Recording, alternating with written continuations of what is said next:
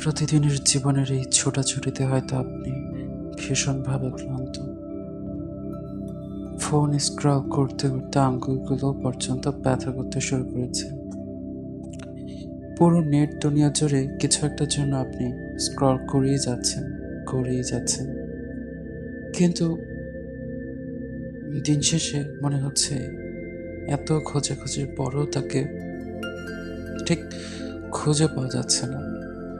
Social মিডিয়ার এই দুনিয়াতে আপনি হাসছেন, কাঁদছেন, আর এর থেকে বের হলেই মনে হচ্ছে সব কেমন ফাঁকা ফাঁকা, সব জায়গায় কেমন একটা শূন্যতা।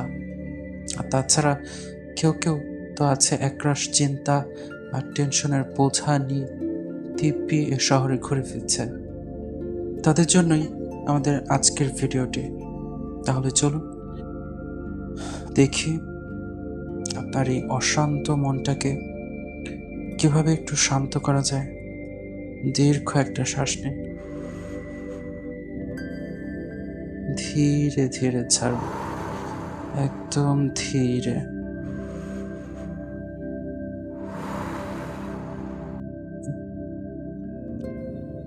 আগামী কিছু মুহূর্ত আপনার মাথায় যে চিন্তাই আসুক না কেন, সেগুলো নিয়ে একদম ভাববেন না।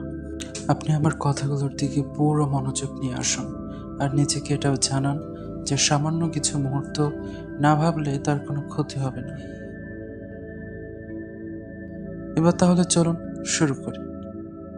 আমাদের গল্প শুরু হচ্ছে। তার আগে 3 বার ধীরে ধীরে শ্বাস নিন, আর একদম ধীরে ধীরে ছাড়ুন। কোনো তাড়াহুড়া নেই, ধীরে ধীরে, একদম রিল্যাক্স হয়ে যান। আমাদের আজকের গল্পের নাম নির্জন্তপুর। শুনুন, নির্জন্তপুর।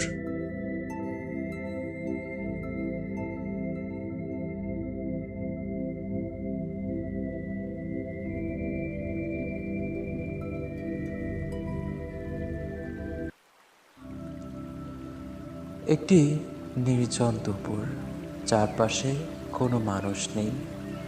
শরতের পরিষ্কার নীল আকাশে সাদা মেঘের কিছু দল আপন মনে ভেসে বেড়াচ্ছে।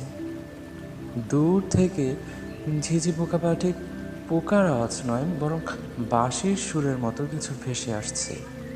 নীরব বসে আছে একটা প্রকাণ্ড গাছের নিচে। গাছের পাতার আড়াল হয়ে আলো এসে তার মুখে পড়ছে। ভালো বাতাস বইছে। কাছে একটা নদীতে কোথা থেকে কটা বাচ্চা এসে ঝাঁপিয়ে পড়ল। একজন তো আরেকজনের কাঁধে চড়ে সেখান থেকে লাফিয়ে পড়ল নদীতে। খিলখিল করে হাসছে তারা। কি নির্মল হাসি তাদের। আচ্ছা, সেই সকল দিনের কথা এখন কেন মনে হচ্ছে তার? ক্লান্ত চোখে তার শরীরখানা মাটিতে পড়ে আছে। ঠোঁটের কোণে হালকা ফিকে হাসি। বিষাদ ভরা মনে কিছুক্ষণের জন্য হলেও একটা সুখের মতো অনুভূতি কাজ করছে। এটাকে ঠিক ভাষায় ব্যক্ত করা যায় না। কেমন যেন একটা ভালো লাগা। আচ্ছা, সেই দিনটা কেন শেষ হয়ে গেল? এ ভেবে কি তার এখন কষ্ট পাওয়া উচিত, নাকি খুশি হওয়া উচিত যে সেই দিনটাকে সে তার জীবনে পেয়েছে? তার মনের মধ্যে প্রকৃতি আর অতীতের একটা সুন্দর ছবি তৈরি হয়েছে।